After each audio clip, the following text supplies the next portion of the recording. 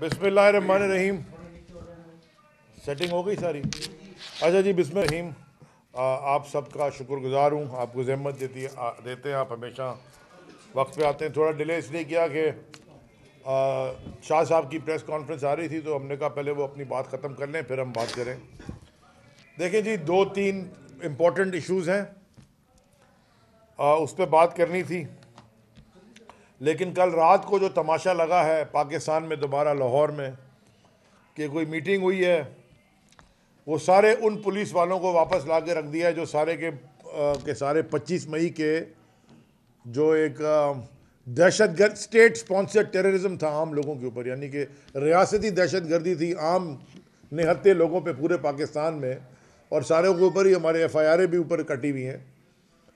उसकी भी आज हम सुबह बेल की डेट लेके आए हैं। खैर, तो वो सारे पुलिस वाले उनको वापस ला के बिठा दिया है पोजीशंस ऑफ पावर पे, और रात को उनकी कोई मीटिंग हुई है और उन्होंने कोई प्लान बनाया है या डिस्कस किया है कि इमरान खान साहब को गिरफ्तार करेंगे। तो ये इमरान खान को गलती ऐसी ना करें सोचने की भी, ये वो रेड लाइन है जो इस मुल्क को जिस केओस में है उस केओस को मल्टीप्लाई कर देगी। ये वो रेड लाइन है जिससे मुल्क को बहुत ज़्यादा डैमेज होगा। तो ये जो अहमकाना हरकतें आप कर रहे हैं, आपसे करवाई जा रही हैं, आप खुद भी कर रहे हैं। फवाद चौधरी को अरेस्ट कर लिया, शदीद अल्फाज में मजम्मत करते हैं। सवाल बड़ा सिंपल है, क्या इमरान खान को अरेस्ट करके या कोशिश कर नाकाम लाहौर की अवाम या कराची की अवाम या पेशावर की अवाम या कहीं भी किसी पाकिस्तान के किसी भी कोने में आप क्या समझते हैं इमरान खान को अरेस्ट करेंगे तो ये आराम से बैठ जाएंगे? या फवाद चौधरी को अरेस्ट करने से आपके जो इस मुल्क के माशी हालात हैं कि बिजली 24 घंटे नहीं होती, गैस है हफ्तों नहीं होती, तबाही है, लॉ एंड ऑर्डर तबाह है, इन्फ्लेशन है, डॉलर शायद 250 रुपये से ऊपर चला जाने वाला है, सुना है मैंने, 17% करने लगे इंटरेस्ट रेट। ये तो सारी कहानी चल रही है। क्या इस IMF से डील हो जाएगी? क्या ये इमरान खान को के ऊपर अटैक करने से और हमारी पार्टी की लीडरशिप को अरेस्ट करने से और वर्कर्स को अरेस्ट करने से ये सोल्यूशन है आपका? आप इस मुल्क के जो क्राइसिस में आप लेके आए उसका सोल्यूशन ये है? इससे मुल्क ठीक होगा? इससे मुल्क वहां पहुंच जाएगा जो इरिवर्सिबल है। तो होश के नाखून लें और इन हरकतों से बाज आएं। ECP से मैंने पहले भी कहा था कि ECP जो है वो सेक्रेड काउ बन गई है, यानी कि आप वो अनटचेबल्स हैं ना इस मुल्क में, वो ECP भी समझ रही है कि वो अनटचेबल हो गई। यानी कि उनसे बात करो, वो कंटेम्प्ट का नोटिस निकाल लेते हैं सवाल पूछने पे। जो इलेक्शन आपने कराया है फेज़ 1 जो सिंध में हुआ था, और उसके बाद जो फेज़ 2 कराया, भी लियाकत जतोई साहब भी बात करेंगे उसके ऊपर। मैंने ख़ास तौर पे दरख्वास्त की थी लियाकत भाई से कि मेड के ऊपर और दादू में जो वहाँ बात करेंगे। जो आपने इलेक्शन करवाया है इस पर अगर सवाल उठाए तो वो पसंद नहीं है आपको।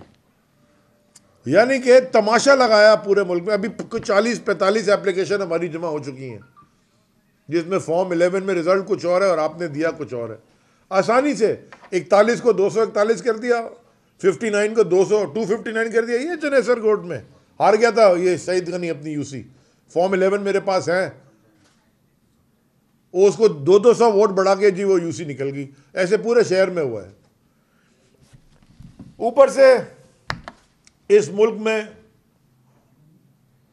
अजीब तमाशा है कि क्रिमिनल्स अयाशी से घूम रहे हैं, बेल पे बेल मिल रही है, केस उनके डिसमिस हो रहे हैं, और हम जैसे लोगों पे दहशतगर्दी की FIR कट रही हैं।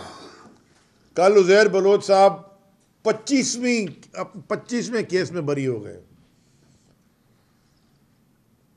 25वें केस में बरी हो गए। मोहसिन नकवी जो बेटा है वो सीएम लग गया है। जरदारी कहता ना मेरा बेटा है, आपका रिश्तेदार होगा, मेरा तो बेटा है, वो सीएम लग गया है।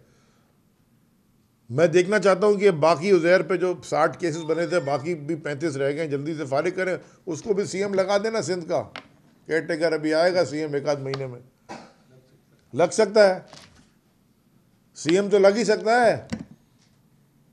ये मुल्क को जिस जगह पे ले गए, तबाही के जिस मोड़ पे, ये क्या हम अपने करंट या फ्यूचर जनरेशन को हम सबक क्या दे रहे हैं कि चोरी करो, डाका डालो, करप्शन करो, जो मर्जी क्राइम कमिट कर लो, बहुत पैसा कमा लेना और सही हलकों में अपनी दोस्ती रखना, तो तुम्हें कोई कुछ हाथ नहीं लगाएगा। जुडिशरी से सवाल पूछता हूं कि जुडिशरी के ऊपर तो हम भरोसा करते हैं। ऐसा तो नहीं हो सकता कि मुल्क में लोग बातें करना शुरू कर देंगे खुदा ना खास्ता हमारे मुल्क की जुडिशरी कॉम्प्रोमाइज हो गई है। जिस मुल्क की जुडिशरी कॉम्प्रोमाइज हो जाए, जिस मुल्क की लॉ इन्फोर्समेंट करप्ट हो, जिस मुल्क में नामवर चोरों को पोजीशंस ऑफ पावर में बिठा दिया जाए, वो मुल्क कभी तरक्की कर ही नहीं सकता, वो रिवर्स में चला जाएगा। मैं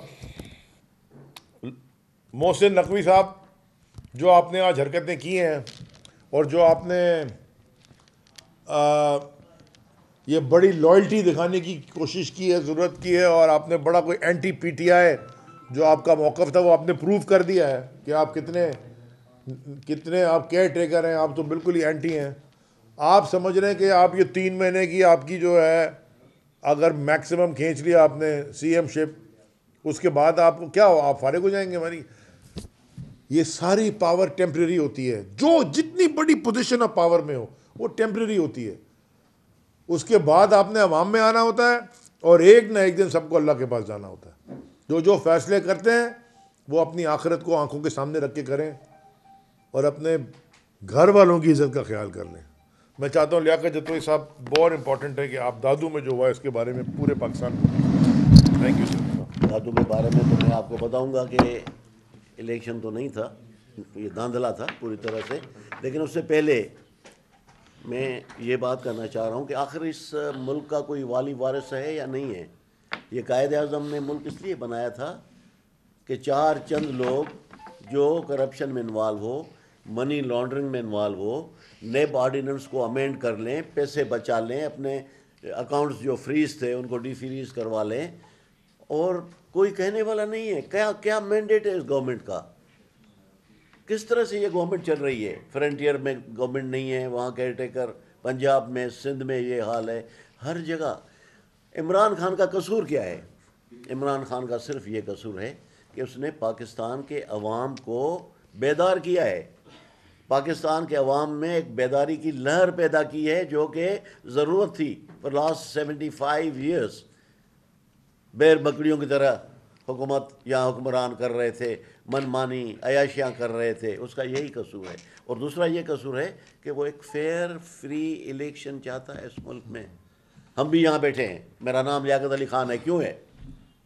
क्योंकि हमारे वालिद और जो हमारे बुज़ुर्ग लोग थे उन्होंने पाकिस्तान बनाया, और पाकिस्तान के लिए हमें इतना जोश और खरोश था कि हमने नाम तक रखे। कितने लोगों ने कुर्बानी दी पाकिस्तान के लिए, कितने लोग बेचारे मारे इसलिए कि आप जरदारी, शहबाज शरीफ और इनको हुकूमत दें ताकि पैसे कमाएं। क्या है ये? क्या मुल्क है? इस तरह से मुल्क कैसे चलेगा? डिफ़ॉल्ट होने वाला है, उसके बाद श्रीलंका बनने वाले हैं। और खुदारा रहम खाएं। मैं उन अदारों को भी गुजारिश करता हूँ, खुदारा अपने मुल्क पे रहम खाएं। पड़ोसियों को तो देख लें ना, बांग्लादेश को देख लें, इंडिया को देख लें, उनकी इकोनॉमी देखें, उनकी डेवलपमेंट। हम लगे हुए हैं कि ये किसी तरह से इमरान खान को नाअहल करना है, गिरफ्तार करना है, पकड़ना है। मुल्क में ब्लैकआउट 24 घंटे। मैं भी फेडरल मिनिस्टर रहा हूँ वाटर एंड पावर का जी। मैं यहाँ से बाहर गैर मुल्की दौरे पे दुबई था, उसके बाद मुझे श्रीलंका जाना था। मुझे प्राइम मिनिस्टर ने फ़ोन किया कि 15 से 20 मिनट ब्लैकआउट हुआ है और आप कंटिन्यू करने, नहीं आना, सब हो जाता है ये कभी कभार। नहीं, मैंने कहा मैं वापस आया। जो लोग इन्वॉल्व थे उस पर सख्त सज़ा दी हमने, उनको पनिशमेंट दी। तो ये क्या है? प्राइम मिनिस्टर कहता है कि मुझे तो कोई इल्म ही नहीं है ब्लैकआउट का। This is laughing stuff. क्या आपको पता नहीं है? You are the prime minister, you are the chief executive, वो तो नहीं है आप, हम समझते हैं। तो ये क्या हालात हैं, हम कहाँ जा रहे हैं? आखिर इस मुल्क में हमारे बच्चे हैं, डॉलर पाउंड 315 का नहीं मिलता, डॉलर 265 में नहीं मिलता, पेट्रोल डीजल खाने पीने की चीज़ें, 13 जहाज बाहर खड़े हैं, एलसी नहीं खुल रही है। 2022 बहुत सारे तोहफे भी देखे गया पाकिस्तान की आवाम को। पाकिस्तान की आवाम को एक तोहफा ये दिया कि आवाम को पता चल गया कि पाकिस्तान का मीडिया क्या है। साल 2022 में सबसे ज्यादा देखे जाने वाला चैनल बोल न्यूज रहा नंबर 1। हमने बहुत सारे शोज और ट्रांसमिशंस की, पूरा साल मुसलसल जदोजहद में निकल गया कि ये वोट ऑफ कॉन्फिडेंस के पीछे कौन लोग थे। तोड़े रेटिंग के सभी रिकॉर्ड। सोशल मीडिया पर भी सबसे ज्यादा तेजी से 2.4 बिलियन व्यूज का संगे मील अबूर किया। एंकर्स को भी आवाम में सबसे ज्यादा मकबूलियत मिली और सोशल मीडिया पर भी बोल रहा सब पर भारी। सब्सक्राइब करें और बेल दबाएं ताकि कोई खबर रह न जाए।